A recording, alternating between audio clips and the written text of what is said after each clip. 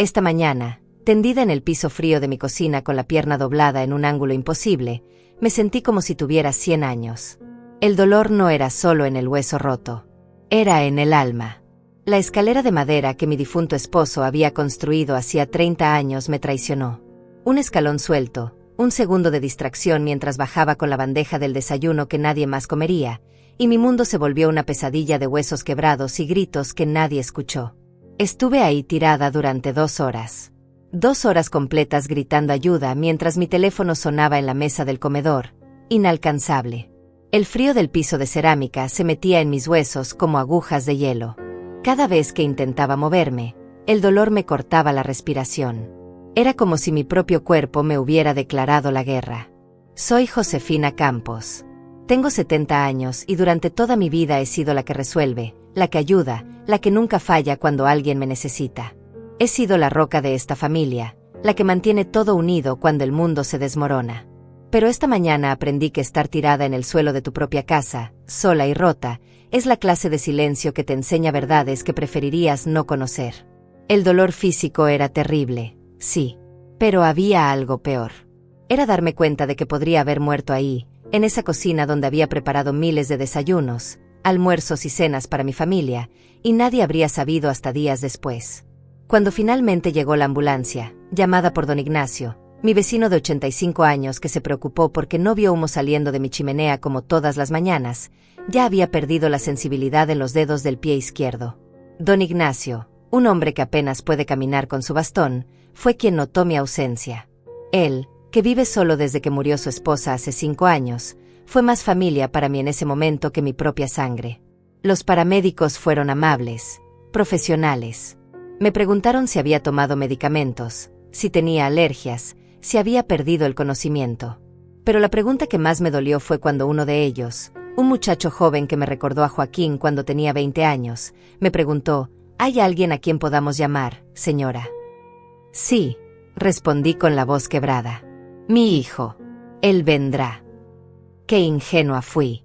En el hospital, mientras me enyesaban la pierna y el doctor me explicaba que tardarían meses en sanar, que necesitaría fisioterapia, que no podría vivir sola durante al menos 6 semanas, lo único que podía pensar era en mi hijo Joaquín.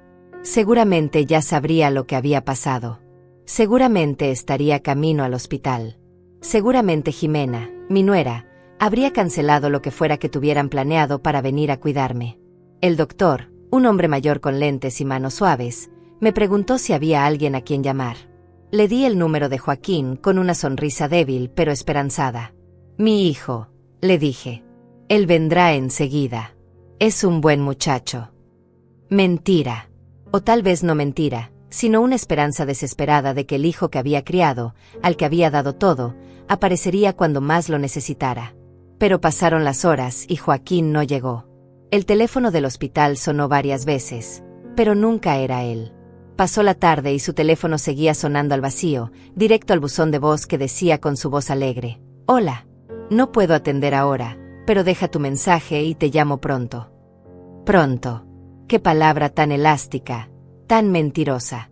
Pasó la noche entera y mi cama de hospital siguió siendo el lugar más solitario del mundo. Las enfermeras pasaban cada pocas horas a revisar mi presión, a preguntarme sobre el dolor, a ofrecerme agua. Pero nadie preguntaba por mi familia. Nadie más esperaba que apareciera alguien. A las 3 de la madrugada, cuando el dolor no me dejaba dormir y los calmantes apenas hacían efecto, pensé en todos los momentos en que Joaquín había necesitado algo. Cuando se enfermó de neumonía a los 15 años, no me moví de su lado durante una semana. Cuando se divorció de su primera esposa y llegó a mi casa llorando con 2 maletas, lo recibí sin hacer preguntas. Cuando perdió el trabajo hace 2 años, le presté $3,000 para que pudiera pagar sus gastos hasta encontrar algo nuevo. ¿Y ahora? Ahora que era yo la que necesitaba, el silencio era ensordecedor. A la mañana siguiente, la enfermera Laura me trajo mi teléfono personal que don Ignacio había tenido la delicadeza de recoger de mi casa junto con algunas de mis cosas. Mis manos temblaron mientras lo encendía, esperando ver mensajes de preocupación, llamadas perdidas, algo que me dijera que mi familia sabía que estaba sufriendo. Lo que vi me rompió algo por dentro que hasta ese momento había permanecido entero. 17 notificaciones del grupo familiar de WhatsApp. Todas fotos. Todas risas. todas de la fiesta de cumpleaños de Jimena la noche anterior. La misma noche que yo estaba aquí, en este hospital, con la pierna destrozada y el corazón haciéndose pedazos. En las fotos, Joaquín sonreía abrazando a su esposa. Jimena soplaba las velas de un pastel de 3 pisos que costaba más de $200. Lo sé porque reconocí la pastelería francesa del centro de la ciudad. Sus amigos brindaban con champaña que yo había pagado el mes pasado cuando Joaquín me pidió prestados $500 para gastos inesperados. Gastos inesperados. La fiesta de cumpleaños de su esposa mientras su madre agonizaba de dolor. Había globos dorados por todas partes, flores caras en jarrones de cristal, una mesa llena de regalos envueltos en papel brillante. Todo mientras yo gritaba ayuda en el piso de mi cocina, mientras mi hueso se quebraba, mientras mi mundo se desmoronaba. Seguí deslizando las fotos con el dedo tembloroso. Joaquín había publicado: la mujer de mi vida merece todo lo mejor. Noche perfecta con la familia que elegí. La familia que eligió. Esas palabras se clavaron en mi pecho como cuchillos. La familia que eligió. Mientras yo, la mujer que lo trajo al mundo, que pagó su universidad con el dinero de la venta de las joyas de mi madre, que le prestó el dinero para el enganche de su casa, que cuidó de él cuando estuvo enfermo durante 3 meses el año pasado, estaba sola en una cama de hospital. No había un solo mensaje preguntando por qué no había aparecido en la fiesta. Ni siquiera había notado mi ausencia. Para ellos, yo era tan invisible como el aire que respiraban. Presente cuando la necesitaban, ausente sin consecuencias. En una de las últimas fotos, Jimena posaba con un collar de perlas que reconocí inmediatamente.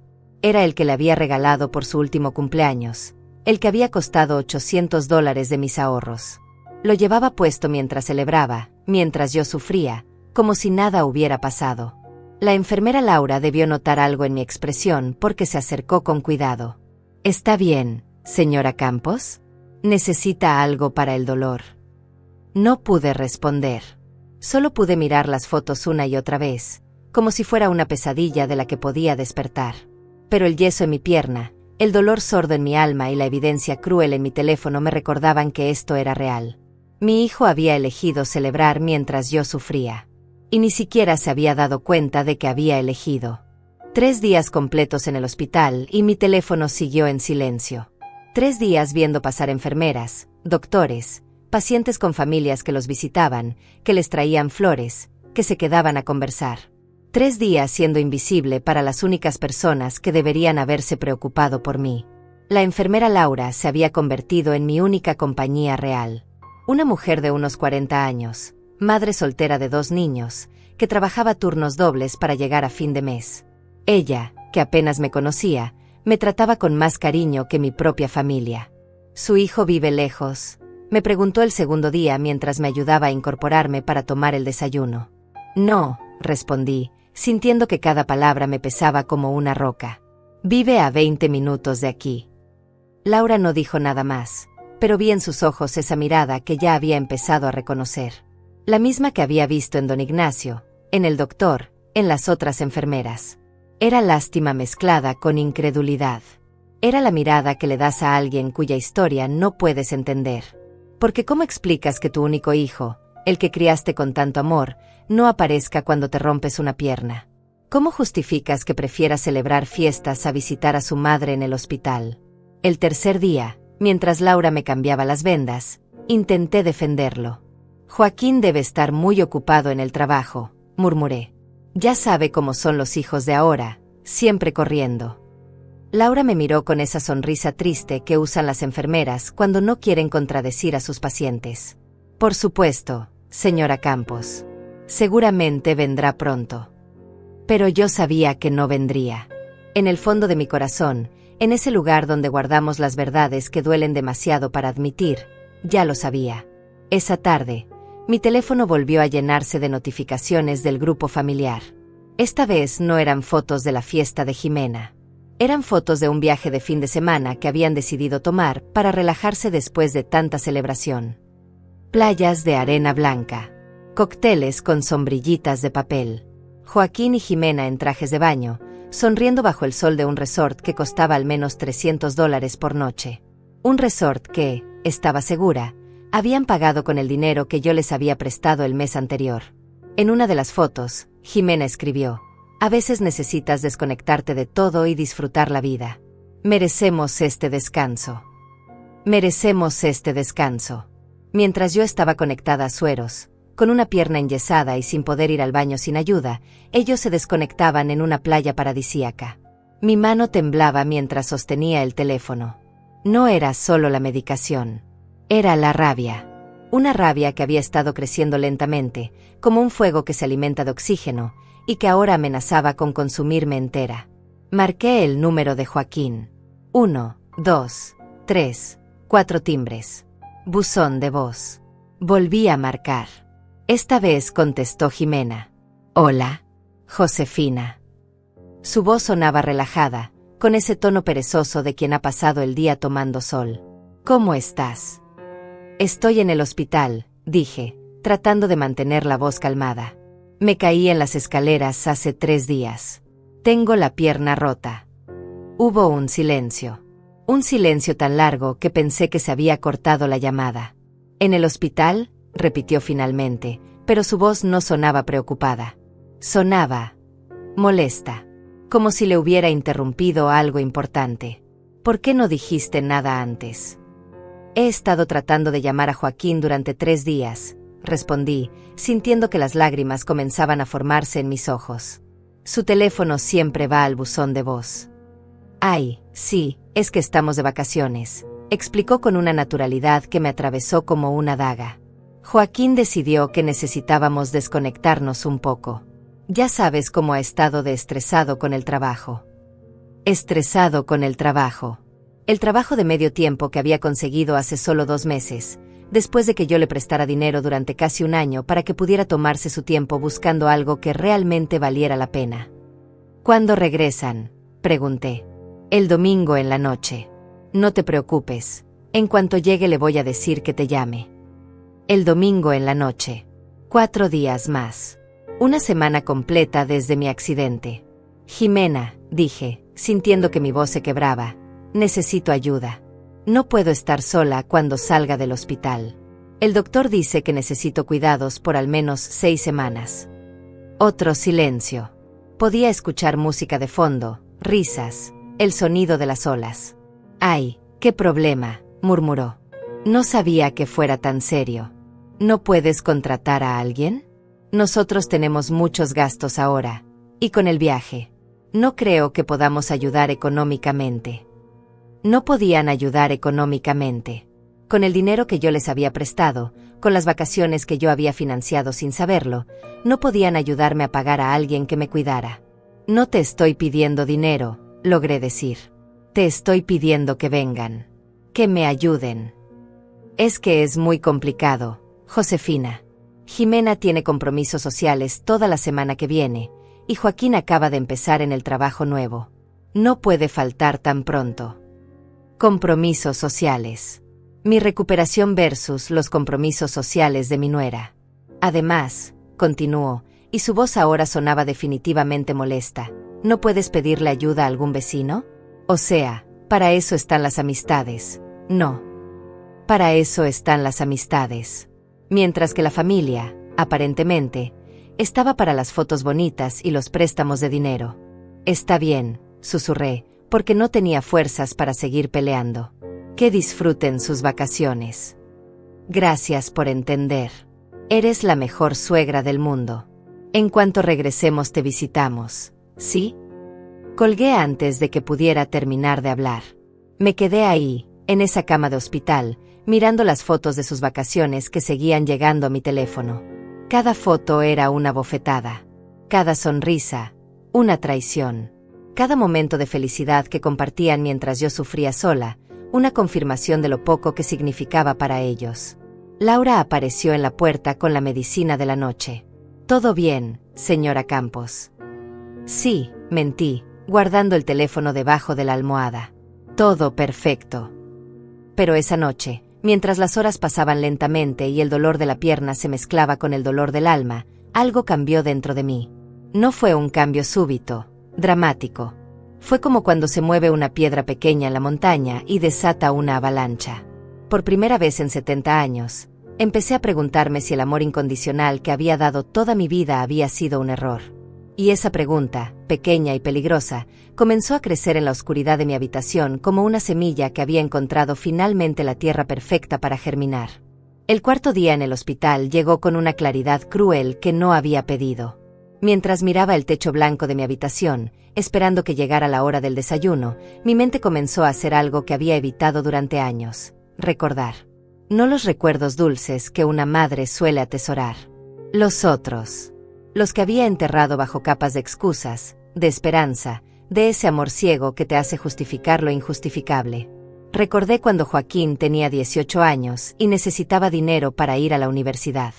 Yo trabajaba doble turno en la fábrica textil, llegaba a casa con los dedos hinchados de tanto coser, pero cada dólar extra iba directo a su educación. 4 años pagando matrícula, libros, residencia estudiantil. $16,000 de mis ahorros para que pudiera graduarse sin deudas. El día de su graduación, cuando subió al podio a recoger su diploma, esperé escuchar mi nombre en su discurso de agradecimiento. Esperé que mencionara, aunque fuera de pasada, el sacrificio que había hecho posible ese momento. Agradeció a sus profesores, a sus amigos, a todas las personas que creyeron en mí. Pero mi nombre nunca salió de sus labios. Después, en la fiesta familiar, cuando le pregunté por qué no me había mencionado, me miró con esa sonrisa condescendiente que había perfeccionado con los años. Mamá, no hacía falta. Tú sabes que te agradezco. ¿Para qué hacerlo público? ¿Para qué hacerlo público? Como si reconocer el sacrificio de su madre fuera algo embarazoso. Pero seguí dándole dinero. Seguí siendo la que resolvía sus problemas. Cuando conoció a su primera esposa, me pidió prestados $5,000 para la boda. Es solo un préstamo, mamá. Te lo devuelvo en 6 meses. Nunca me devolvió ni un centavo. Cuando les presté dinero para el enganche de su primera casa, tampoco. Cuando financié las vacaciones de su luna de miel porque todos los recién casados merecen empezar bien, menos aún. En total, durante 10 años de matrimonio, le presté más de $30,000 que nunca volvieron a mis manos. Cuando se divorció, llegó a mi casa llorando. Perdí todo, mamá. La casa, los muebles, hasta el carro. No tengo dónde vivir. Lo recibí, por supuesto.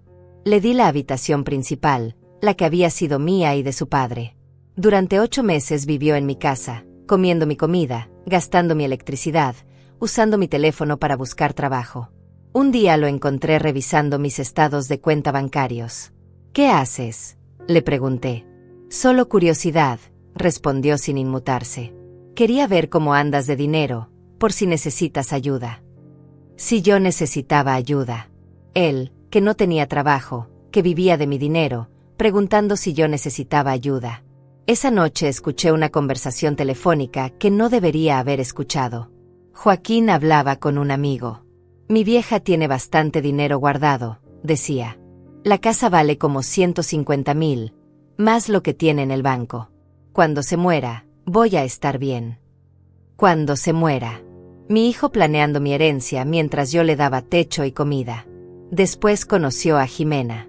Una mujer 15 años menor que él, bonita, con gustos caros y poca paciencia para las suegras entrometidas.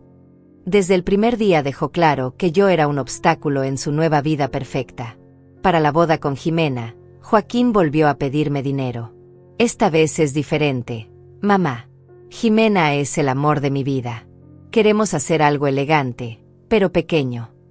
Pequeño resultó ser una boda de 120 invitados que me costó $12,000.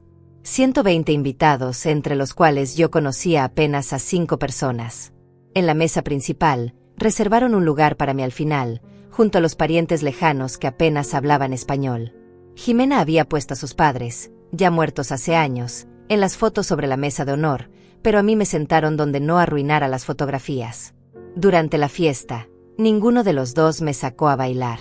Ninguno de los dos me incluyó en las fotos importantes. Cuando se fueron de luna de miel, pagada también con mi dinero, recibí un mensaje de texto. Gracias por todo, mamá. Ya te llamamos.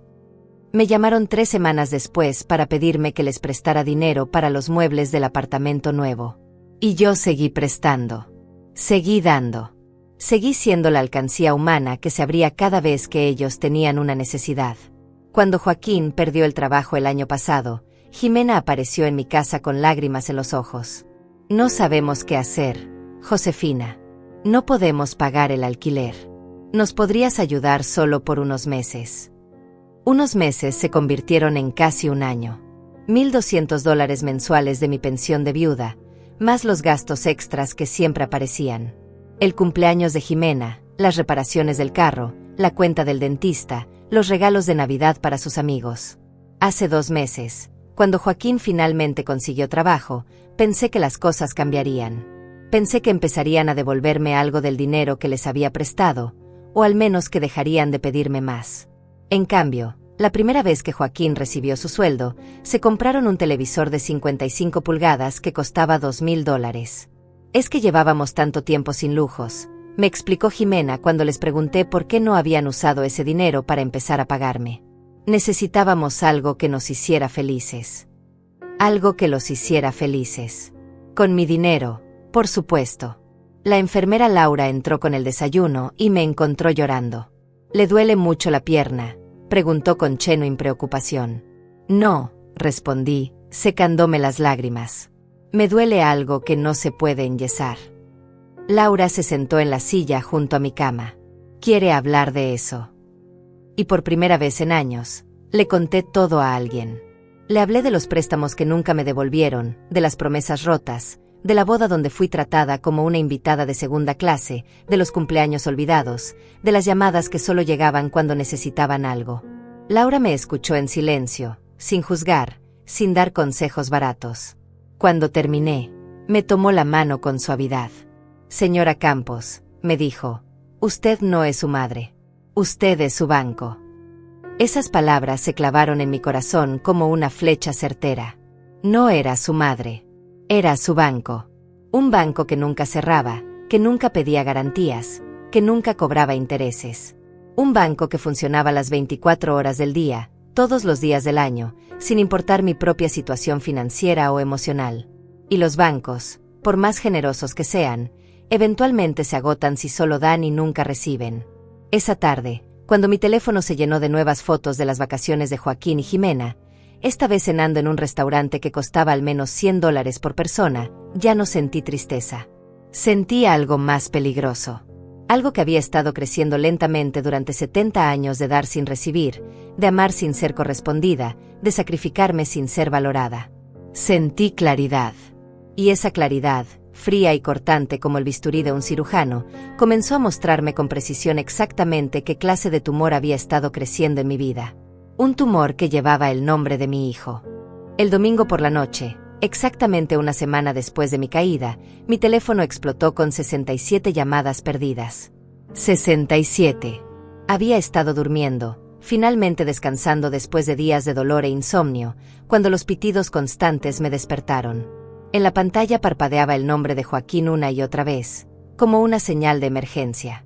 Mi corazón se aceleró. Tal vez finalmente había recordado que tenía una madre. Tal vez se había dado cuenta de que llevaba una semana sin saber nada de mí. Tal vez.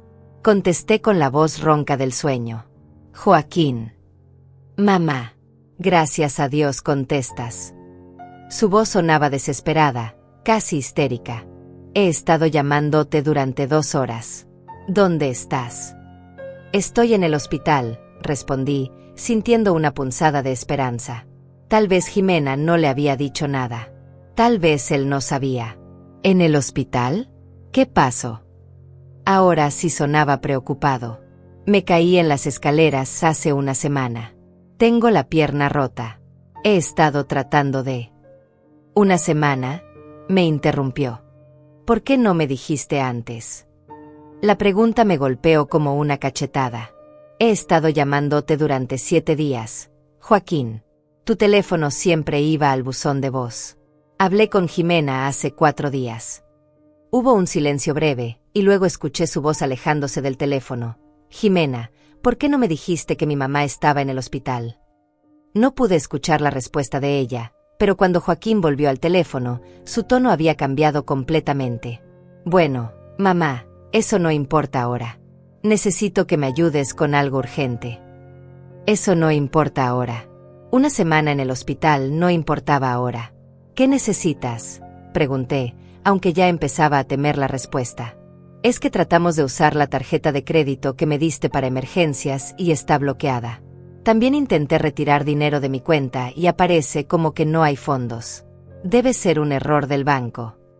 La tarjeta de crédito que le había dado para emergencias. Mi tarjeta, de mi cuenta, que él usaba como si fuera suya. No es un error, dije lentamente. Cancelé esa tarjeta el viernes. ¿Qué la cancelaste? ¿Por qué? Porque vi las fotos de sus vacaciones, Joaquín. Vi que estaban gastando dinero en resorts y restaurantes caros mientras yo estaba sola en el hospital. Pero mamá, esas vacaciones ya estaban pagadas desde hace meses. Y necesitábamos relajarnos después de tanto estrés. Mentira. Lo sabía porque había pagado yo misma el primer día del resort cuando Joaquín me pidió prestados $500 para gastos inesperados 3 semanas atrás. Y mi cuenta de ahorros, continuó, con una urgencia que nunca había mostrado por mi bienestar. ¿Cómo es que no puedo acceder? Mi cuenta de ahorros. La cuenta donde yo había depositado el dinero de la venta de la casa de mis padres, donde guardaba mi pensión de viuda, donde tenía los ahorros de toda una vida de trabajo. Joaquín, dije, sintiendo que mi voz se volvía más firme, esa nunca fue tu cuenta. Esa es mi cuenta. Pero siempre he podido usarla. Tengo la tarjeta desde hace años. Tenía la tarjeta porque yo se la había dado cuando se divorció de su primera esposa, pensando que era temporal, que solo la necesitaría hasta que se estabilizara. Eso había sido hace 5 años. Era para emergencias, le expliqué. No para financiar vacaciones. Pero es que ahora sí es una emergencia. Su voz se estaba volviendo más aguda, más desesperada. Estamos en el aeropuerto y no podemos pagar el taxi a casa. Jimena está llorando. La gente nos está mirando. La gente los estaba mirando. Esa era su emergencia. No mi pierna rota, no mi soledad en el hospital. Su vergüenza pública. ¿Cuánto dinero necesitan para el taxi?, pregunté. Como $50. Pero también necesitamos para la comida de mañana, y para la gasolina, y... Te voy a transferir $100, lo interrumpí. Pero eso es todo. ¿$100? Mamá, necesitamos al menos 1000. Tenemos gastos atrasados por el viaje, y... Joaquín, dije, cortándolo, me has preguntado cómo estoy. ¿Cómo? Desde que contesté el teléfono, ¿me has preguntado cómo me siento? ¿Si me duele? ¿Si necesito algo? ¿Cuándo salgo del hospital? Hubo un silencio largo. Podía escuchar ruido de fondo, anuncios del aeropuerto, murmullos de gente. Bueno, ¿cómo estás? La pregunta llegó tarde, forzada, como una ocurrencia tardía. Como cuando alguien recuerda los modales después de que ya es demasiado obvio que los olvidó.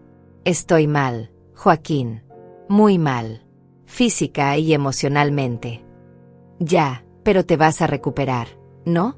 Los huesos se curan. Los huesos se curan. Como si eso fuera lo único que importaba. ¿Sabes cuánto tiempo voy a necesitar para recuperarme completamente? No sé. 1 mes. 6 meses, Joaquín. 6 meses de terapia física. Y las primeras 6 semanas no puedo estar sola. Ah, qué complicado. Bueno, seguro encuentras a alguien que te ayude. Seguro encuentro a alguien. Su madre de 70 años con una pierna rota, seguro encuentra a alguien. ¿No se te ocurre quién podría ayudarme? Otro silencio. Más largo esta vez. Es que nosotros estamos muy complicados ahora. Mamá. Joaquín acaba de empezar el trabajo nuevo y no puede faltar. Y yo tengo mis compromisos. Era Jimena quien había tomado el teléfono. Su voz sonaba irritada, como si yo fuera una molestia. Además, continuó, tú siempre has sido muy independiente.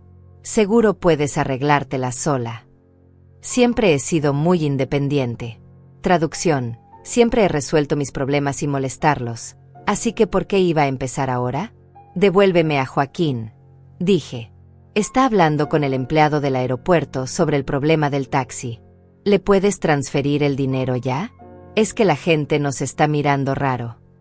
La gente los estaba mirando raro. Mientras yo había pasado 7 días siendo invisible para ellos. Jimena, dije, sorprendiéndome de lo calmada que sonaba mi voz. ¿Sabes cuánto dinero les he prestado en los últimos 5 años? No sé. No llevo la cuenta de esas cosas. $43,000. Silencio. $43,000, repetí. Sin contar las vacaciones que acabo de financiar sin saberlo, ni el dinero que han gastado con mi tarjeta de crédito en los últimos 2 años. Bueno, pero tú nunca dijiste que era un préstamo. Siempre dijiste que era para ayudarnos. Para ayudarlos. No para mantenerlos indefinidamente como si fueran niños de 30 y 40 años. Y ahora yo necesito ayuda, dije. ¿Qué pasa ahora? Es diferente, Josefina. Nosotros tenemos responsabilidades, una vida social, compromisos. ¿Y yo qué tengo? Tú tienes tu casa, tu pensión, tu independencia. Mi independencia. La misma independencia que me había mantenido sola en el piso de mi cocina durante 2 horas gritando ayuda. Devuélveme a Joaquín, repetí. Ya te dije que está ocupado. ¿Le vas a transferir el dinero o no? Esa pregunta, hecha con esa impaciencia, con esa falta total de vergüenza o gratitud, fue como si alguien hubiera encendido una luz en un cuarto que había estado oscuro durante años. No, dije. ¿Cómo que no? No les voy a transferir dinero. Pero, ¿y cómo llegamos a casa? Ese es su problema, respondí, y mis propias palabras me sorprendieron. Ustedes decidieron tomar vacaciones. Ustedes decidieron gastar más dinero del que tenían. Ustedes resuelvan cómo llegar a casa. Josefina, no puedes dejarnos botados aquí. Pueden llamar a los padres de Jimena, sugerí. Ya sabes que mis padres murieron. Entonces a sus hermanos, a sus amigos, a alguien de su vida social tan activa. No podemos pedirles dinero a nuestros amigos. No podían pedirles dinero a sus amigos. Pero pedírmelo a mí, eso estaba bien. Eso era normal. Eso era mi función en sus vidas. Jimena, dije, sintiendo que algo se rompía definitivamente en mi pecho. Colgué ahora. Y no me vuelvan a llamar hasta que vengan al hospital a visitarme. Espera. No puedes. Colgué. Por primera vez en 5 años, le colgué el teléfono a mi hijo. Y por primera vez en 70 años de vida, me sentí libre. Al día siguiente, cuando me dieron el alta del hospital, don Ignacio fue quien llegó a buscarme. Un hombre de 85 años con bastón y corazón de oro, mientras mi hijo de 45 seguía sin aparecer. Señora Josefina, me dijo mientras me ayudaba a subir a su viejo automóvil, usted se va a quedar en mi casa hasta que se mejore. No puedo aceptar eso, protesté. Ya bastante ha hecho. Mis hijos viven en otra ciudad, explicó con esa paciencia que solo tienen los adultos mayores. La casa está muy sola. Nos vamos a hacer compañía. Don Ignacio tenía 3 hijos que lo visitaban cada 2 meses, le mandaban dinero religiosamente, y lo llamaban todos los domingos. Todo lo que yo había soñado tener y nunca tuve. Durante el trayecto a su casa, mi teléfono no paró de sonar. Joaquín, Jimena, Joaquín, Jimena. Una sinfonía de desesperación que yo, por primera vez en mi vida, decidí ignorar. Cuando finalmente contesté, ya estaba instalada en la habitación de huéspedes de don Ignacio, con mi pierna elevada y una taza de té caliente en las manos. Mamá, por fin contestas. La voz de Joaquín sonaba ronca, como si hubiera estado gritando. ¿Dónde estás? Fuimos al hospital y dijeron que ya te habían dado el alta. Estoy en casa de don Ignacio, respondí calmadamente. ¿Quién es don Ignacio? Mi vecino de 10 años. El hombre que me había salvado la vida. El único que se había preocupado lo suficiente para llamar a la ambulancia. Es el señor que vive al lado de mi casa, expliqué. El que me encontró cuando me caí. ¿Por qué estás en su casa? Porque necesito cuidados y él se ofreció a ayudarme. Pero nosotros podemos cuidarte. ¿Por qué no nos dijiste que salías del hospital? Nosotros podemos cuidarte. Las mismas personas que habían estado de vacaciones mientras yo agonizaba de dolor. ¿Dónde han estado durante los últimos 8 días? Pregunté. Ya te expliqué que hubo problemas de comunicación. Pero ahora estamos aquí. Ven a casa y nosotros te cuidamos. Problemas de comunicación. Como si yo no hubiera hablado directamente con Jimena, como si ella no le hubiera dicho que estaba hospitalizada. No, dije simplemente. ¿Cómo que no? No voy a ir a casa todavía. Pero mamá, es lo lógico. Somos tu familia. Somos tu familia. Las palabras que había esperado escuchar durante una semana completa, ahora llegaban cuando ya no las necesitaba. Así, repliqué. ¿Y dónde estuvo mi familia cuando me caí? ¿Dónde estuvo mi familia cuando grité ayuda durante 2 horas? ¿Dónde estuvo mi familia durante 7 días en el hospital?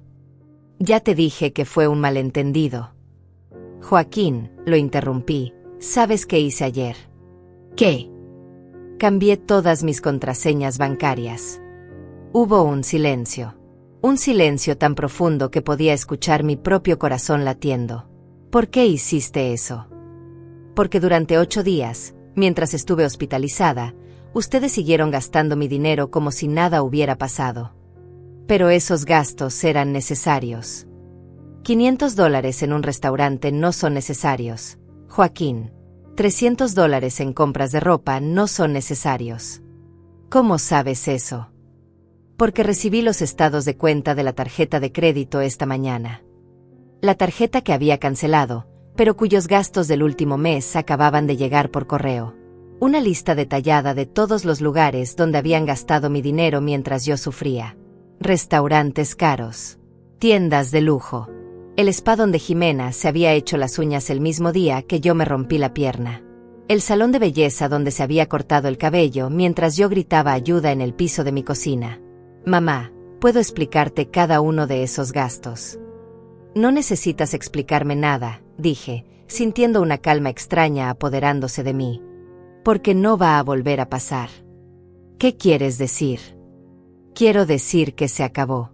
Se acabaron los préstamos. Se acabaron las tarjetas de crédito compartidas. Se acabó el acceso libre a mi dinero. No puedes hacer eso. Sí puedo. Es mi dinero. Pero nosotros dependemos de esa ayuda. Ahí estaba. La verdad desnuda, sin adornos, sin excusas. Ellos dependían de mi dinero. No me amaban, no me valoraban, no me respetaban. Dependían de mí como los parásitos dependen de su huésped. Entonces aprendan a vivir sin ella, respondí. Mamá, no puedes hablar en serio. ¿Qué vamos a hacer? El alquiler vence en 3 días. El alquiler no es mi responsabilidad, Joaquín. Es tuya. Pero no tenemos todo el dinero. Entonces busquen un apartamento más barato. O busquen un segundo trabajo. O vendan ese televisor de $2,000 que compraron con mi dinero. Ese televisor ya no lo podemos devolver. Ese no es mi problema. Podía escuchar a Jimena llorando en el fondo. No lloraba de tristeza. Lloraba de pánico. El pánico de quien se da cuenta de que la fuente inagotable de dinero ajeno acaba de cerrarse. Mamá, la voz de Joaquín ahora sonaba suplicante. Tú no entiendes. Tenemos compromisos, pagos automáticos, cosas que no podemos cancelar de la noche a la mañana. ¿Y yo qué tenía? Pregunté. ¿Cuándo trabajaba doble turno para pagar tu universidad? ¿Cuándo vendí las joyas de mi madre para financiar tu boda? ¿Cuándo me quedé sin vacaciones durante 5 años para prestarte dinero? Yo no tenía compromisos. Eso era diferente. ¿Por qué era diferente? Porque tú eres nuestra madre. Porque yo era su madre. Como si eso me convirtiera automáticamente en un cajero automático con piernas. Ser su madre no significa ser su esclava financiera, dije. Y desde hoy, ya no lo soy. Pero, ¿y si tenemos una emergencia real? ¿Cómo cuál? No sé, una emergencia médica, o si pierdo el trabajo. Si tienen una emergencia médica, vayan al hospital. Si pierdes el trabajo, busca otro. Como hace todo el mundo. No puedes abandonarnos así. Abandonarlos. Como si retirar mi apoyo financiero fuera abandono. como si negarme a seguir siendo su fuente personal de ingresos fuera crueldad. Joaquín, dije, y mi voz sonaba más firme de lo que había sonado en años. ¿Sabes cuántas veces me has visitado en los últimos 6 meses sin pedirme dinero? Silencio. Lo sabes. Yo, nosotros. 0 veces. Ni una sola vez han venido a visitarme sin querer algo a cambio. No es cierto. ¿Cuándo fue la última vez que me llevaste a almorzar? ¿Cuándo fue la última vez que me llamaste solo para preguntarme cómo estaba? ¿Cuándo fue la última vez que me regalaste algo sin que fuera mi cumpleaños o el Día de la Madre? El silencio se extendía como una herida abierta. ¿Sabes cuál fue mi último regalo de cumpleaños? Continué. Una caja de chocolates que costaba $5. $5 para la mujer que les había prestado 43,000. Mamá. ¿Sabes qué me regalaron en el Día de la Madre? Una tarjeta. Una tarjeta que compraron en el supermercado cuando fueron a hacer las compras que yo pagué. Por favor. Y cuando cumplí 70 años, ¿sabes qué celebración organizaron? Ninguna. Pero cuando Jimena cumplió 35, organizaron una fiesta que me costó $800. Cada palabra era una bala, y yo las disparaba con la precisión de quien finalmente había encontrado su blanco. Se acabó, dije. Se acabó todo. Mamá, por favor, no puedes hacer esto. Ya lo hice. Colgué el teléfono y lo apagué. Don Ignacio apareció en la puerta con otra taza de té. ¿Todo bien, señora Josefina? Sí, respondí, sorprendiéndome de lo mucho que lo creía. Por primera vez en mucho tiempo, todo está bien. Esa noche, mientras escuchaba la lluvia golpear las ventanas de la casa de don Ignacio, me di cuenta de algo que me llenó de una paz extraña. Por primera vez en 70 años, nadie podía pedirme dinero. Y por primera vez en 70 años, me sentí rica. Los siguientes días fueron como ver una película de drama familiar, excepto que esta vez yo no era la protagonista sufriente. Era la espectadora que finalmente había tomado el control remoto. Mi teléfono sonaba constantemente, pero lo mantuve apagado la mayor parte del tiempo. Cuando lo encendía por las tardes, durante 1 hora, encontraba una avalancha de mensajes que se volvían más desesperados cada día. El primer día después de cortar el acceso a mi dinero, los mensajes todavía tenían un tono de enfado. Mamá, esto es ridículo. Eres una persona adulta, no puedes actuar como una niña caprichosa. El segundo día, el tono cambió a súplica. Por favor, mamá. Solo necesitamos que reactives la tarjeta por unos días.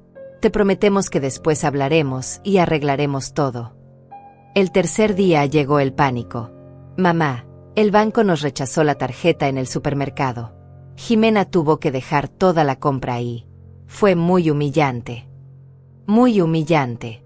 Como si la humillación fuera algo nuevo para ellos, cuando yo había sido humillada durante años sin que les importara. El cuarto día, Jimena tomó el teléfono. Su mensaje de voz temblaba de rabia contenida. Josefina, esto ya no es gracioso. Joaquín no durmió anoche de la preocupación. ¿Cómo puedes hacerle esto a tu propio hijo?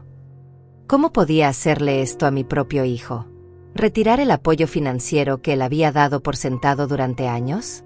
¿Negarme a seguir siendo su fuente personal de ingresos? El quinto día llegaron las amenazas veladas. Mamá, si sigues con esta actitud, vas a terminar muy sola. Las personas mayores que se vuelven tan egoístas siempre terminan abandonadas en asilos. Egoísta. Después de una vida entera de dar todo lo que tenía, ahora era egoísta por querer guardar algo para mí. Don Ignacio, que había estado escuchando algunos de estos mensajes conmigo, movió la cabeza con tristeza. Señora Josefina, usted siempre les dio dinero así. Siempre, admití. Desde que Joaquín tenía 18 años. Pensé que era mi deber como madre. Mi esposa siempre decía algo, murmuró don Ignacio, mirando la foto de su difunta mujer en la mesa. Decía que la diferencia entre ayudar y habilitar es que cuando ayudas, la persona mejora. Cuando habilitas, la persona empeora. Esas palabras se quedaron conmigo durante toda la noche. El sexto día, las consecuencias de mi decisión empezaron a ser más dramáticas. Joaquín apareció en la casa de don Ignacio a las 10 de la noche, tocando la puerta como si fuera la policía. Don Ignacio me preguntó si quería verlo. Miré por la ventana y vi a mi hijo en el portal, desarreglado, con la ropa arrugada y una expresión que no la había visto desde que era adolescente, y le negaba algo que quería. «Déjalo entrar», dije. Joaquín irrumpió en la sala como un huracán de desesperación y enfado. «Mamá, ¿qué crees que estás haciendo?» «Buenas noches, Joaquín», respondí calmadamente desde mi silla, con la pierna enyesada sobre un cojín. «¿Cómo estás?» «¿Cómo estoy?» «Estoy desesperado. Nos cortaron la electricidad esta mañana». «¿Por qué?» «Porque no pudimos pagar la cuenta. La cuenta que siempre pagas tú con la transferencia automática de tu cuenta. La transferencia automática que había cancelado junto con todo lo demás». «¿Y por qué no la pagaron con su dinero?» «Porque no tenemos suficiente dinero. Tú lo sabes». «No, Joaquín. Yo no lo sabía. Porque ustedes me han estado mintiendo durante años sobre su situación financiera». «No te hemos mentido». «Ah, no». Me incorporé en la silla, ignorando el dolor en la pierna. «Entonces, ¿cómo pudieron irse de vacaciones si no tenían dinero para pagar la electricidad?» «Esas vacaciones las pagué yo, sin saberlo. Con los $500 que me pediste prestados para gastos inesperados, punto. Pero, ¿y el televisor de $2,000? Eso también fue un gasto inesperado». Joaquín se pasó las manos por el cabello, un gesto que hacía desde niño cuando lo atrapaban en una mentira. «Mamá, tú no entiendes. Nosotros tenemos un estilo de vida. Un estilo de vida que no pueden costear. Pero tú siempre nos has ayudado. Y mira en qué los convirtió esa ayuda». «¿En qué nos convirtió?» «En personas de 40 y 35 años que no saben vivir sin el dinero de mamá». «Eso no es cierto». «No». Me levanté lentamente, apoyándome en las muletas que me había dado el hospital. «Joaquín, ¿cuánto ganas en tu trabajo nuevo?» «¿Por qué importa eso?» «¿Cuánto ganas?» $1,800 al mes». «¿Y cuánto pagan de alquiler?» Silencio. «¿Cuánto, Joaquín?» $1,500. $1,500 de alquiler con un sueldo de 1,800. ¿Te parece lógico? Es un apartamento muy bonito. Es un apartamento que no pueden pagar. ¿Cuánto pagan de carro? 400. $400 mensuales de carro con un sueldo de 1,800 y un alquiler de 1,500. Las matemáticas eran brutales. Solo entre alquiler y carro gastaban $1,900. 100 más de lo que Joaquín ganaba, sin contar comida, gasolina, teléfono, electricidad, agua, seguro médico. Pero Jimena también trabaja. ¿Cuánto gana Jimena? Otro silencio. Joaquín, ¿cuánto gana tu esposa? Ella está entre trabajos ahora. ¿Desde cuándo? Desde hace 6 meses. 6 meses sin trabajar. Mientras vivían en un apartamento de $1,500 y se iban de vacaciones caras. ¿Y en qué gastaron los $2,000 del televisor? Nos lo merecíamos. Habíamos pasado tanto tiempo con limitaciones. Limitaciones. Mientras vivían de mi dinero, se sentían limitados.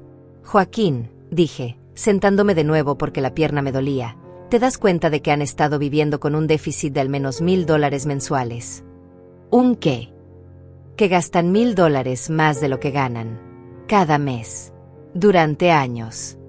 Pero tú siempre. Yo siempre cubrí esa diferencia. $1,000 mensuales que salían de mi pensión, de mis ahorros, del dinero que debería haber sido para mi vejez. Nosotros no sabíamos. Claro que sabían. Mi voz se alzó por primera vez en la conversación. Sabían perfectamente que no podían vivir así sin mi dinero. ¿Y qué querías que hiciéramos? ¿Vivir en un apartamento feo? ¿Manejar un carro viejo? ¿No tener nada bonito en la vida? Ahí estaba. La verdad que había estado escondida detrás de todas las excusas, de todas las súplicas, de todos los «te lo devolvemos pronto». Ellos creían que merecían un estilo de vida que no podían costear. y creían que yo tenía la obligación de dárselos. ¿Y yo qué merecía?, pregunté suavemente. ¿Tú qué? ¿Yo qué merecía? ¿Morir sola en el piso de mi cocina mientras ustedes estaban de vacaciones? ¿Pasar una semana en el hospital sin una visita mientras ustedes publicaban fotos de restaurantes caros? Mamá. ¿Trabajar hasta los 68 años para poder seguir prestándoles dinero? ¿Cancelar mis propias vacaciones para financiar las suyas? Nosotros no te pedimos que trabajaras hasta tan tarde. Ah, no. Entonces, ¿con qué dinero pensaban que les prestaba $43,000? La cifra cayó en la habitación como una bomba. Joaquín, continué, ¿alguna vez te preguntaste de dónde salía el dinero que siempre tenía disponible para ustedes? Pensé que tenías ahorros. Tenía ahorros. Los gasté en ustedes.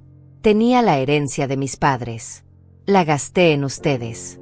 Tenía un plan de retiro. Lo gasté en ustedes. No sabíamos. Porque nunca preguntaron. En 5 años de préstamos constantes, ni una sola vez me preguntaron si yo podía permitirme dar ese dinero. Joaquín se dejó caer en el sofá, con la cabeza entre las manos. ¿Qué vamos a hacer ahora?, murmuró. Van a hacer lo que debieron hacer hace años, respondí. Van a vivir de acuerdo a sus medios. Pero no podemos. Entonces aprendan. Joaquín alzó la cabeza y me miró con una expresión que no había visto nunca. No era tristeza. No era arrepentimiento. Era pánico puro. El pánico de alguien que acaba de darse cuenta de que el mundo no le debe nada. Y yo, por primera vez en mi vida, no sentí la urgencia de rescatarlo de ese pánico. Era hora de que aprendiera a nadar solo. A la semana siguiente, la guerra psicológica comenzó en serio. Joaquín y Jimena habían entendido que las súplicas directas no funcionaban conmigo, así que cambiaron de estrategia. Si no podían conseguir mi dinero apelando a mi amor maternal, lo intentarían destruyendo mi reputación. Todo comenzó con llamadas a mis pocas amigas cercanas. Laura Fernández, la enfermera del hospital que se había vuelto mi confidente, fue la primera en contarme lo que estaba pasando. Señora Josefina, me dijo durante una de sus visitas a la casa de don Ignacio, recibí una llamada muy extraña de su nuera ayer. ¿Qué clase de llamada? Me preguntó si había notado cambios en su comportamiento últimamente. Si me parecía que usted estaba confundida. Confundida. Esa era su nueva narrativa. La vieja Josefina se estaba volviendo senil y por eso había tomado decisiones tan irracionales como cortar el acceso a su dinero. ¿Qué le dijiste? Le dije que usted era la persona más lúcida que había conocido en mucho tiempo, respondió Laura con una sonrisa. Y que si alguien parecía confundido en esa familia, no era precisamente usted. Pero Jimena no se detuvo ahí. Durante los siguientes días, comenzó una campaña sistemática para convencer a todo nuestro círculo social de que yo estaba perdiendo la razón.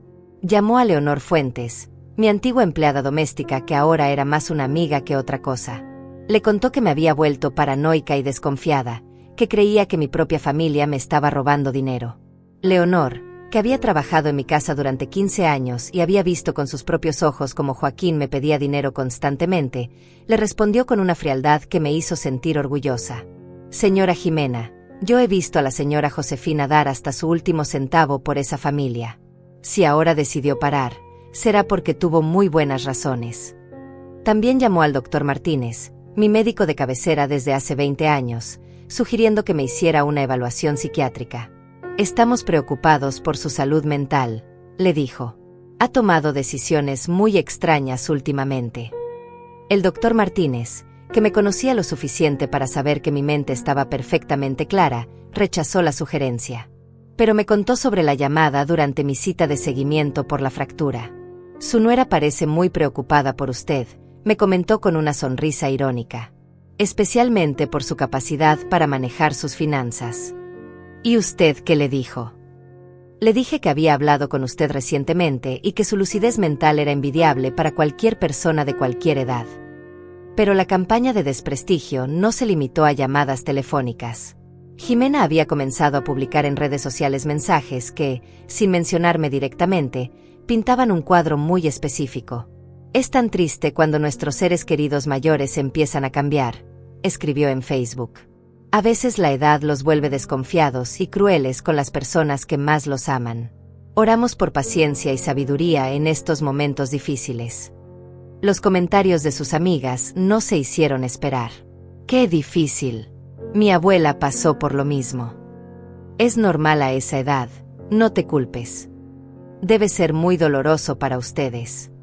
Una narrativa perfecta, la nuera sufriente y el hijo dedicado, lidiando con una suegra senil que los había abandonado cruelmente. Pero su error fue intentar involucrar a los vecinos del barrio. Una tarde, mientras don Ignacio y yo tomábamos té en su jardín, llegó Mercedes Torres, una mujer que vivía 3 casas más abajo y que siempre había sido chismosa pero no malintencionada. Josefina, me dijo con esa voz que usan las personas cuando van a decir algo delicado, Jimena me comentó que has estado un poco confundida últimamente. ¿Confundida en qué sentido? Bueno, que tomaste algunas decisiones financieras muy raras.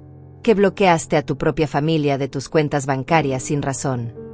Sin razón. Mercedes parecía incómoda. Ella me explicó que siempre has sido muy generosa con ellos, que los ayudas con sus gastos, y que de repente, sin explicación, les cortaste todo el apoyo. ¿Y a ti qué te parece? Bueno, es que es muy extraño, ¿no? Digo, Joaquín es tu único hijo. ¿Por qué querrías dejarlo sin tu ayuda? Don Ignacio, que había estado escuchando en silencio, se inclinó hacia adelante en su silla. Mercedes, dijo con voz tranquila pero firme, tú le das dinero a tus hijos todos los meses. Bueno, a veces los ayudo. $43,000 en 5 años. Mercedes se quedó muda. Porque eso es lo que Josefina les ha dado, continuó don Ignacio. Y cuando ella se rompió la pierna y estuvo una semana en el hospital, ¿sabes dónde estaban ellos? No. De vacaciones. Gastando el dinero de ella en un resort de lujo. Pero... Mercedes, intervine yo, tú irías de vacaciones si tu madre estuviera hospitalizada. No, por supuesto que no. Gastarías el dinero de tu madre en restaurantes caros mientras ella está sola y con dolor. No. Entonces dime, ¿quién está confundida aquí? ¿Yo, que decidí no financiar más ese comportamiento? ¿O las personas que piensan que eso es normal? Mercedes se fue sin decir mucho más, pero sabía que el mensaje había llegado claro.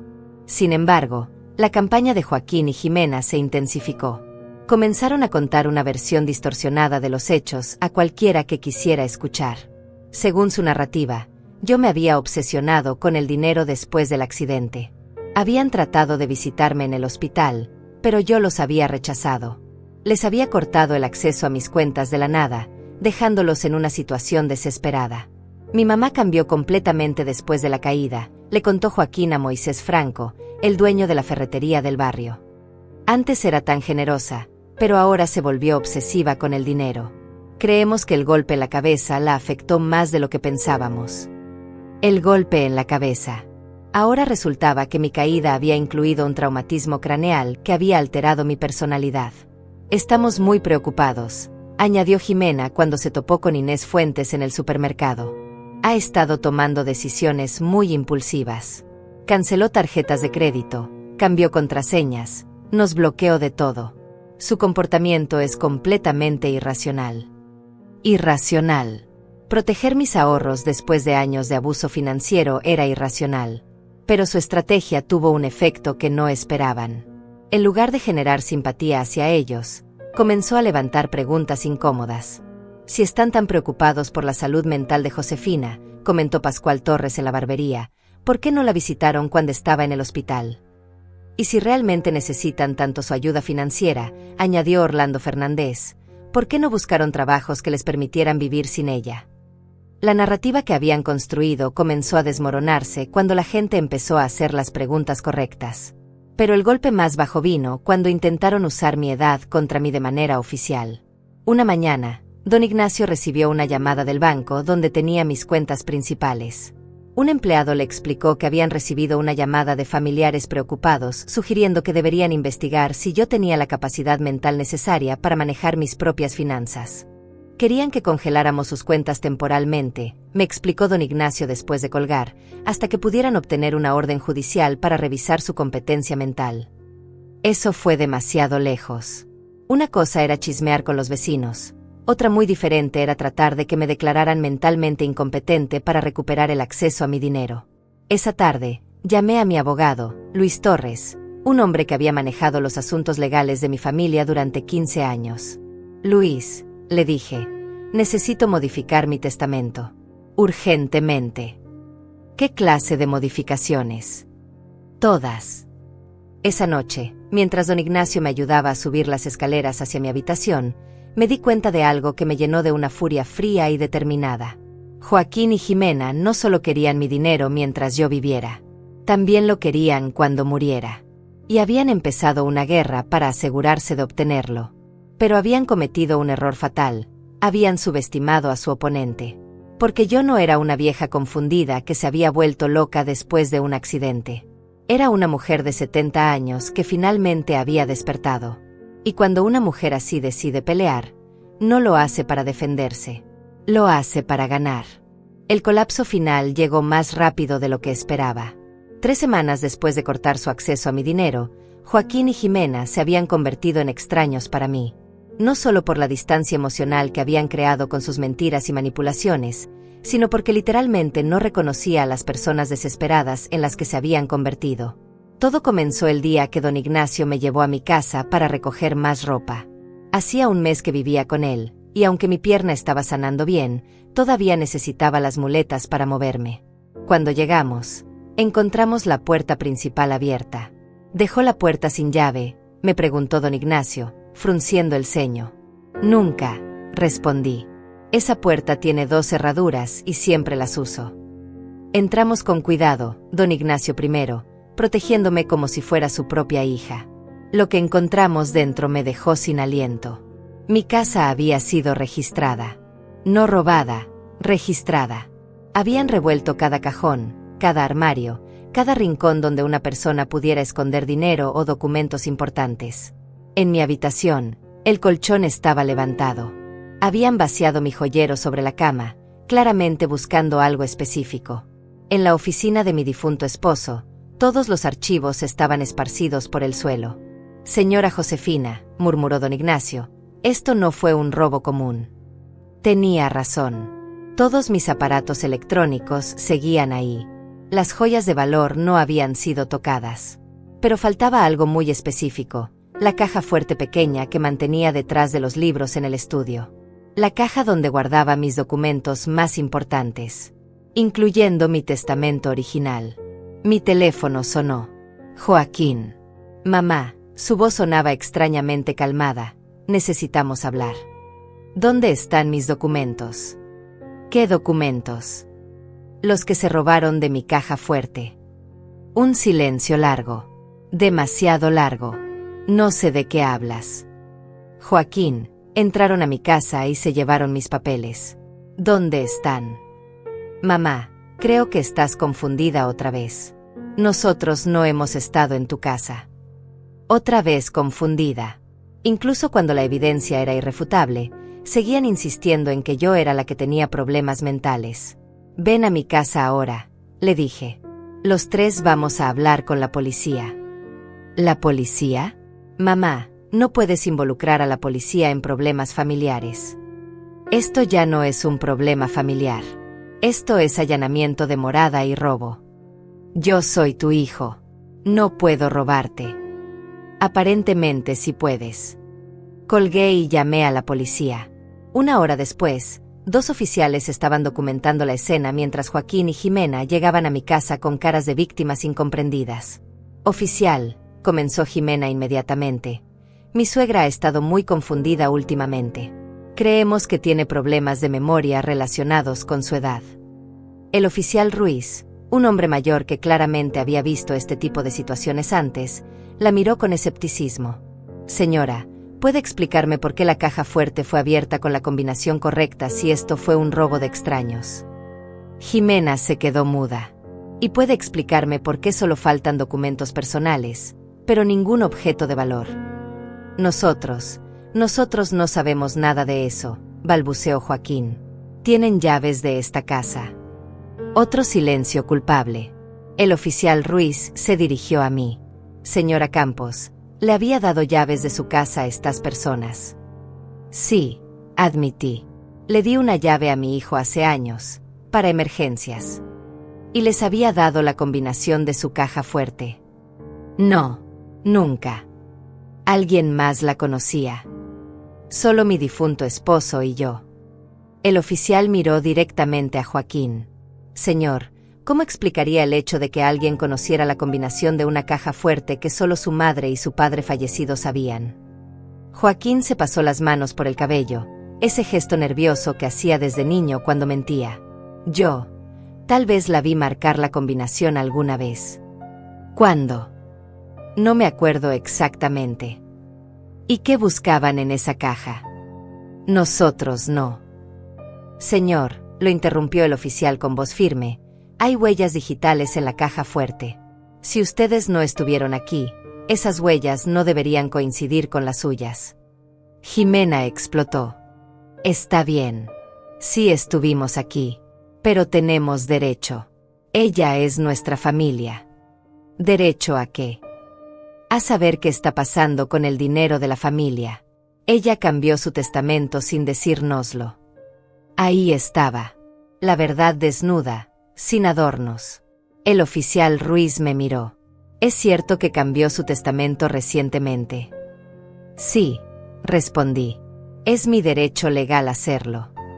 ¿Y tenían ellos algún derecho legal a acceder a esos documentos? Ninguno. Les había dado permiso para entrar a su casa y revisar sus documentos privados. Ninguno. El oficial se dirigió a Joaquín y Jimena. Señores, van a tener que acompañarme para una declaración formal. Esto constituye allanamiento de morada y robo de documentos privados. No pueden arrestarnos, gritó Jimena. Somos su familia. Señora, respondió el oficial con paciencia cansada, ser familia no les da derecho a violar la ley. Mientras se llevaban a Joaquín y Jimena, don Ignacio y yo nos quedamos en mi sala devastada, rodeados de los restos de una vida familiar que acababa de morir oficialmente. ¿Qué documentos se llevaron?, me preguntó don Ignacio suavemente. Copias de mi testamento original, estados de cuenta bancarios antiguos, las escrituras de la casa, algunos certificados de depósito que tienen 20 años. ¿Por qué querrían eso? Porque querían saber exactamente cuánto dinero tengo y asegurarse de que no pudiera cambiarlo todo sin que ellos lo supieran. Y pudieron. Sonreí por primera vez en semanas. No, porque todo lo importante está en la caja de seguridad del banco. Lo que se llevaron eran copias viejas y documentos que ya no tienen validez legal. Esa noche, Luis Torres, mi abogado, vino a la casa de don Ignacio con documentos nuevos. Josefina, me dijo mientras extendía los papeles sobre la mesa de la cocina, este nuevo testamento garantiza que sus deseos se cumplan exactamente como usted quiere. Leí cada línea cuidadosamente. Mi casa sería vendida y el dinero donado a un asilo de ancianos. Mis ahorros serían divididos entre instituciones de caridad que ayudaran a mujeres mayores abandonadas por sus familias. Un fondo pequeño quedaría para don Ignacio, como agradecimiento por su bondad. Para Joaquín, dejaba exactamente lo mismo que él me había dado en mi momento de necesidad. Nada. ¿Está segura de esto?, me preguntó Luis. Completamente. ¿No quiere dejarle nada? Ni siquiera algo simbólico. Pensé en eso por un momento. Sí, dije finalmente. Déjale una carta. ¿Qué quiere que diga la carta? Que durante 70 años aprendí que el amor se demuestra con acciones, no con palabras. Que él me enseñó esa lección muy bien. Y que estoy aplicando lo que aprendí. 3 días después, Joaquín y Jimena fueron liberados con cargos formales de allanamiento de morada. Habían tenido que usar el dinero que les quedaba para pagar un abogado y una fianza. Cuando finalmente me llamaron, ya no sonaban enojados. Sonaban quebrados. Mamá, murmuró Joaquín, perdimos el apartamento. ¿Qué pasó? No pudimos pagar el alquiler después de los gastos legales. El propietario nos desalojó. ¿Dónde están viviendo? En el carro. En el carro. Mis hijos de 45 años y su esposa de 35, viviendo en un automóvil porque nunca habían aprendido a vivir dentro de sus medios. Y el trabajo de Joaquín. Me despidieron cuando me arrestaron. Dijeron que no podían tener empleados con antecedentes criminales. Era el colapso completo. Exactamente lo que pasa cuando una estructura artificial se sostiene solo con dinero prestado y ese dinero desaparece. ¿Qué van a hacer?, pregunté, sorprendiéndome de lo poco que me dolía su situación. No sabemos. ¿Podrías ayudarnos una última vez? Una última vez. Como todas las veces anteriores habían sido la última vez. No, dije simplemente. Mamá, estamos viviendo en la calle. Están viviendo las consecuencias de sus decisiones. Pero somos tu familia. No, respondí con una claridad que me sorprendió. Mi familia habría estado conmigo cuando me caí. Mi familia habría venido al hospital. Mi familia no habría robado mis documentos privados. Por favor. Joaquín, dije, tienes 45 años. Es hora de que aprendas a resolver tus propios problemas.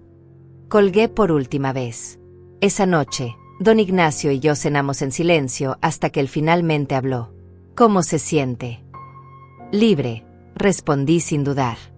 Por primera vez en 70 años, me siento completamente libre. Y era cierto. El peso que había cargado durante décadas, el peso de mantener a flote a personas que se negaban a nadar solas, finalmente había desaparecido. Ya no era su salvavidas. Era solo Josefina. Y eso era suficiente. 6 meses después, estoy sentada en el jardín de mi nueva casa, una pequeña propiedad a 2 horas de la ciudad donde viví toda mi vida. Es más pequeña que la anterior, pero es completamente mía. Cada mueble, cada planta, cada decisión tomada pensando en nadie más que en mí. Don Ignacio vive en la casa de al lado. Cuando decidí mudarme, él decidió que ya era hora de estar más cerca de sus hijos, pero también quería mantener nuestra amistad. Sus 3 hijos compraron la casa contigua a la mía para que pudiéramos seguir cuidándonos mutuamente. Es lo que hacen las familias reales, me dijo el día que nos mudamos. Se cuidan sin obligaciones, sin cuentas por cobrar, solo porque se quieren. Mi pierna sanó completamente hace 3 meses. Camino sin muletas, manejo mi propio carro otra vez, y por primera vez en años, hago planes que incluyen solo mis propios deseos. El dinero que ahorré al no mantener más a Joaquín y Jimena me permite vivir cómodamente. No rica, pero sin preocupaciones. Tengo suficiente para mis gastos, para algún capricho ocasional, y para ayudar cuando realmente quiero ayudar, no cuando me manipulan para hacerlo. La semana pasada, Laura Fernández, la enfermera que se convirtió en mi amiga durante mi hospitalización, perdió su trabajo cuando el hospital recortó personal. Tiene 2 hijos que mantener y estaba desesperada. Le presté $2,000 sin que me los pidiera, simplemente porque sabía que los necesitaba y porque sabía que me los devolvería cuando pudiera. Esa es la diferencia entre ayudar y habilitar. Laura se sintió agradecida, pero también incómoda con el préstamo. Me hizo firmar un pagaré, insistió en pagar intereses, y ya me ha devuelto $500 en 2 meses. Me trata con respeto, no como un cajero automático con patas. De Joaquín y Jimena no he sabido directamente en 4 meses. Pero este pueblo es pequeño, y las noticias viajan. Sé que finalmente encontraron un apartamento pequeño en una zona no muy buena de la ciudad. Joaquín consiguió trabajo en una fábrica, ganando menos de la mitad de lo que ganaba antes, pero es trabajo honesto. Jimena finalmente tuvo que buscar empleo también, algo que no había hecho en 2 años. Viven con un presupuesto ajustado, sin lujos, sin vacaciones caras, sin restaurantes elegantes. Viven como debieron haber vivido siempre, de acuerdo a sus medios. A veces me pregunto si habrán aprendido la lección. Si habrán entendido finalmente que el dinero se gana, no se pide. Que la independencia se construye con trabajo, no con manipulación. Pero ya no es mi responsabilidad enseñárselos. Ya no es mi problema si aprenden o no. La última vez que supe de ellos fue hace 3 semanas, cuando Mercedes Torres vino a visitarme. Me contó que había visto a Jimena en el supermercado, comprando marcas baratas y usando cupones de descuento. Se veía diferente, me dijo Mercedes. Más humilde. Como si finalmente hubiera entendido que el dinero no crece en los árboles. ¿Te habló de mí?, le pregunté, más por curiosidad que por interés real. Me preguntó cómo estabas. Le dije que te veías muy bien, muy tranquila. ¿Y qué dijo ella? Que esperaba que algún día pudieras perdonarlos. Perdón. Una palabra interesante viniendo de personas que nunca reconocieron que habían hecho algo que requiriera perdón. ¿Tú crees que los vas a perdonar?, me preguntó Mercedes. Ya los perdoné, respondí, sorprendiéndome de lo cierto que era. Los perdoné el día que decidí que su comportamiento ya no me afectaría más. Porque eso es lo que he aprendido en estos meses de libertad. El perdón no es sobre darles otra oportunidad a las personas que te lastimaron. El perdón es sobre liberarte de la carga de su comportamiento. Yo perdoné a Joaquín y Jimena no porque se lo merecieran, sino porque me lo merecía yo. Esta mañana, mientras regaba las flores de mi jardín nuevo, pensé en la mujer que era hace 6 meses. Esa mujer que se despertaba cada día preguntándose qué problema de Joaquín tendría que resolver, qué gasto imprevisto tendría que cubrir, qué nueva crisis financiera tendría que manejar. Esa mujer estaba cansada. Estaba vacía.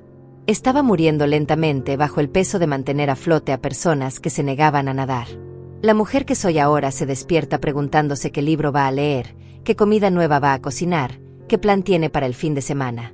Preguntándose qué va a hacer por ella misma, no qué va a hacer por otros. Suena egoísta, lo sé. Durante 70 años me enseñaron que ser buena madre, ser buena mujer, significaba sacrificarlo todo por los demás. Que mi valor estaba en cuanto podía dar, no en cuanto valía por mí misma. Pero he aprendido algo fundamental: no puedes dar lo que no tienes. Y durante años, había dado tanto de mí misma que ya no quedaba nada. Ahora estoy reconstruyendo esa reserva, llenando mi propio pozo antes de intentar darle agua a otros. Don Ignacio y yo hemos desarrollado rutinas simples que me llenan de una felicidad tranquila. Desayunamos juntos los domingos. Vamos al mercado de agricultores los sábados. Jugamos cartas los martes por la noche. Son placeres pequeños, pero son míos. No hay drama, no hay emergencias financieras, no hay manipulación emocional. Solo 2 personas mayores disfrutando de una amistad honesta. ¿Te arrepientes?, me preguntó hace unas semanas mientras plantábamos tomates en nuestros jardines adyacentes. ¿De qué? De cortar los lazos con Joaquín. Pensé en su pregunta por un momento largo. Me arrepiento de haber tardado tanto, respondí finalmente. Y es cierto. Mi único arrepentimiento no es haber sido demasiado dura con mi hijo. Es haber sido demasiado blanda durante demasiado tiempo. Mañana cumpliré 71 años. Será el primer cumpleaños en décadas que celebraré sin esperar una llamada que tal vez llegue o tal vez no. Sin preguntarme si Joaquín se acordará, si me visitará, si al menos me mandará un mensaje. En cambio, don Ignacio y yo vamos a ir a almorzar a un restaurante bonito junto al lago. Laura y Leonor van a venir a cenar. Vamos a brindar por un año más de vida, un año más de libertad. Al final, he aprendido que la familia no es una obligación impuesta por la sangre. La familia son las personas que aparecen cuando las necesitas, que te respetan cuando estableces límites, que te aman sin condiciones pero también sin aprovecharse. Don Ignacio es más familia para mí que Joaquín lo fue nunca. Laura me trata con más cariño del que recibí de Jimena en 5 años. Leonor me escucha con más respeto del que mi propio hijo me mostró en décadas. Esta es mi familia real. La familia que elegí, la familia que me eligió de vuelta. Y Joaquín. Joaquín tenía razón en esa foto que publicó hace meses, aunque no de la manera que él pensaba.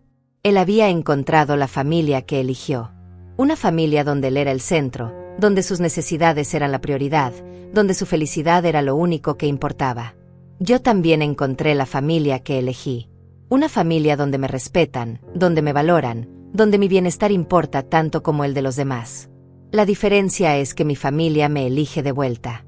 Esta noche, mientras escribo estas reflexiones en mi diario nuevo, puedo escuchar a don Ignacio en su jardín, hablando por teléfono con uno de sus hijos. Su voz suena feliz, relajada. No hay urgencia, no hay drama, no hay súplicas desesperadas. Esa es la diferencia entre una relación sana y una tóxica. Las relaciones sanas nutren a ambas partes. Las relaciones tóxicas solo nutren a una. Durante 70 años, yo nutría. Ahora, finalmente, también me nutro. Y descubrí algo maravilloso. Cuando te liberas de las personas que solo toman, aparece espacio para las personas que también dan. Mi historia no terminó cuando corté los lazos con mi hijo. Mi historia comenzó. Porque a los 70 años, finalmente aprendí la lección más importante de todas. Nunca es demasiado tarde para elegir tu propia felicidad. Y nunca es demasiado tarde para elegir tu propia familia. Al final, la sangre puede ser más espesa que el agua, pero el respeto es más fuerte que la sangre. Y el amor real nunca viene con una cuenta por cobrar.